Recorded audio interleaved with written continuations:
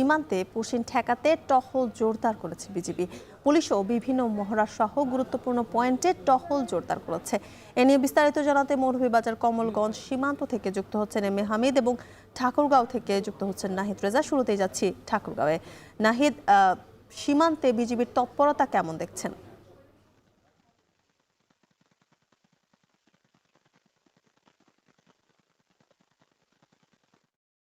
শুরুতেই জানিয়ে রাখি, ঠাকুরগাঁও মোট ৬টি উপজেলা। এর মধ্যে যে ৪টি উপজেলা রয়েছে, বালিয়াডাঙ্গি, হরিপুর, পীরগঞ্জ, রানীশঙ্কর, এই ৪টি উপজেলায় কিন্তু সীমান্ত ঘেঁষা। এবং এই সীমান্ত এলাকাগুলোতে যে গেল কিছুদিন থেকে পুশিনের ঘটনা ঘটছে, এবং আহ, আহ, আহ, গেল ৬ তারিখে ঠাকুরগাঁও হরিপুর উপজেলায় একটি পুশিনের ঘটনা ঘটেছে। এরপর থেকেই কিন্তু বিজিবি কিন্তু কঠোর অবস্থানে রয়েছে। আমরা ঠাকুরগাঁয়ের বিভিন্ন সীমান্ত এলাকাগুলোতে গিয়ে দেখেছি যে বিজিবির পক্ষ থেকে তাদের টহল জোরদার করা হয়েছে। তাদের যে আগে যেমন যে যে পরিমাণ টহল ছিল তার থেকে অনেক বেশি টহল জোরদার করা হয়েছে। পাশাপাশি তাদের তারা বিভিন্নভাবে স্থানীয়দেরকে নিয়ে সচেতনামূলক সভা করছেন, বিভিন্নভাবে সীমান্তগুলোতে পাহারা দিচ্ছেন।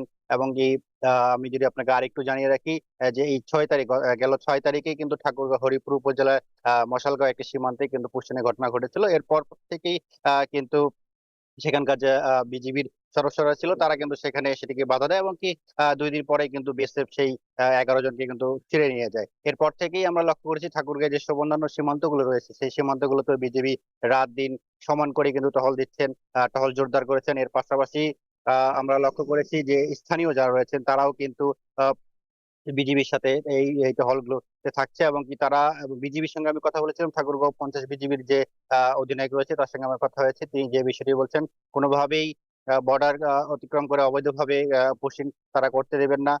যার কারণে তাদের যে টহল রয়েছে সেগুলো জোরদার করা হয়েছে। তারা সতর্ক অবস্থানে রয়েছেন, বর্ডারের প্রতিটি পয়েন্টে পয়েন্টে তারা জোরালো ভূমিকা রাখছেন। এবং বর্ডারের যেসব এলাকাগুলো রয়েছে সীমান্তের প্রতিটি জায়গায় বিজিবি সতর্ক অবস্থানে দাঁড়িয়ে রয়েছেন আমরা লক্ষ্য করেছি। এর পাশাপাশি স্থানীয়দেরকে নিয়ে বিভিন্ন জায়গায় বিভিন্ন যেসব সীমান্তে যেসব গুরুত্বপূর্ণ যেসব পয়েন্ট গুলো রয়েছে সেই পয়েন্ট গুলোতে কিন্তু তারা সেখানে থাকছেন, এবং রাত দিন সমান করে বিভিন্ন মাইকিং করছেন। মাইকিং এর পাশাপাশি সতর্ক করা হচ্ছে যাতে করে কেউ অবৈধভাবে মানে বর্ডার থেকে অতিক্রম করে কিন্তু না আসতে পারে। সর্বোপরি জ্যোতিকা, আমরা বলতে পারি বিজিবি অনেক কঠোর অবস্থানে রয়েছে। তারা কোনোভাবেই অবৈধভাবে তারা আহ, পুশিং করতে দেবে না। অবৈধ তারা রোধ করতে সর্বোচ্চ তারা সেখানে অবস্থান করছেন। জ্যোতিকা, এই ছিল ঠাকুরগাঁও থেকে আমার কাছে।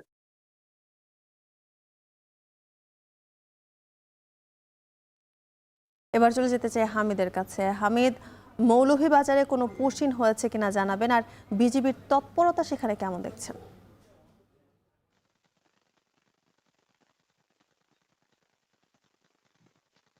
জ্যোতিকা, মৌলভীবাজারের 271.88 কিলোমিটারের সবগুলো সীমান্তেই কিন্তু বিজিবি টহল জোরদার করেছে। বিশেষ করে 46 বিজিবির 115 কিলোমিটার জায়গায় তাদের টহল প্রতিনিয়ত জোরদার রয়েছে, এবং সকাল সন্ধ্যা বিকেল সবসময় তারা টহল দিচ্ছেন। এবং আমি কথা বলেছিলাম 46 বিজিবির অধিনায়ক লেফটেন্যান্ট কর্নেল আহ, সরকার আসিফ মাহমুদের সাথে। তিনি আমাকে জানিয়েছেন যে তাদের টহল পুরোপুরি জোরদার রয়েছে, এবং তারা প্রতিনিয়তই কিন্তু এলাকাবাসী, বিডিপি, আনসার এবং সরকারের যে সংশ্লিষ্ট বিভাগ রয়েছে এবং জনসাধারণ এবং জনপ্রশাসন যারা রয়েছেন তাদের সাথে কথা বলে তারা টহল জোরদার করেছেন, এবং যাতে করে বিজিবির পুশিন যাতে করে বিএসএফ পুশিন করতে না পারে তার সর্বোচ্চ সতর্কতা বজায় রেখেছেন। অপরদিকে আমি কথা বলেছিলাম 52 বিজিবির অধিনায়ক লেফটেন্যান্ট কর্নেল আতাউর রহমান সুজনের সাথে। তিনি আমাকে জানিয়েছেন যে তাদের এখানেও বিজিবি টহল জোরদার রয়েছে। মৌলভীবাজার জেলার 3টি ব্যাটালিয়ন কাজ করছে, বিশেষ করে 46, 52 এবং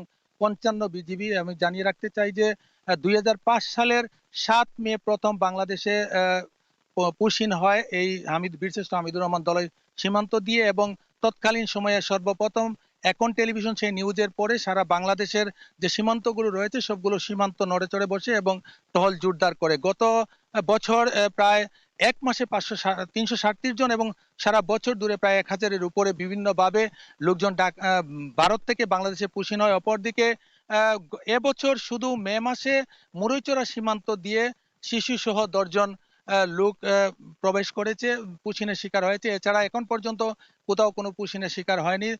প্রতিনিয়তই কিন্তু বিজিবির পাশাপাশি পুলিশ বিভিন্ন জায়গায় টহল জোরদার করেছে এবং যেখানে ঝুঁকিপূর্ণ এলাকা রয়েছে সেখানে পুলিশ, বিজিবি এবং জনসাধারণ মিলে তারা কিন্তু গণসচেতনতা গড়ে তুলছেন এবং তারা পুশিং ঠেকাতে সর্বোচ্চ চেষ্টা চালিয়ে যাচ্ছেন। আমি বিজিবির অনেক কমান্ডারদের সাথে কথা বলেছিলাম, তারা আমাকে জানিয়েছেন যে বিএসএফ এর সাথে তাদের প্রতিনিয়ত কথা হচ্ছে এবং যখনই তারা শুনছেন যে এলাকায় পুশিনের শিকার হবে তখন তারা রুখে দাঁড়াচ্ছেন এবং তারা সেটা বন্ধ করছেন এবং তারা বলছেন যে সব মিলিয়ে বলা যায় যে মৌলভীবাজার জেলার যে প্রতিটি সীমান্ত রয়েছে সবগুলো সীমান্তে বিজিবি খুবই তৎপর রয়েছে সকাল থেকে সন্ধ্যা রাত পর্যন্ত এবং তারা গহীন অরণ্যে গিয়েও তারা তাদের তৎপরতা চালিয়ে যাচ্ছেন এবং তারা বলছেন যাতে ভারত থেকে অবৈধভাবে অনুপ্রবেশ না করতে পারে তারা সর্বোচ্চ সতর্ক অবস্থায় রয়েছেন। এই ছিল আমার কাছে মৌলভীবাজার থেকে পুশিন নিয়ে সবশেষ।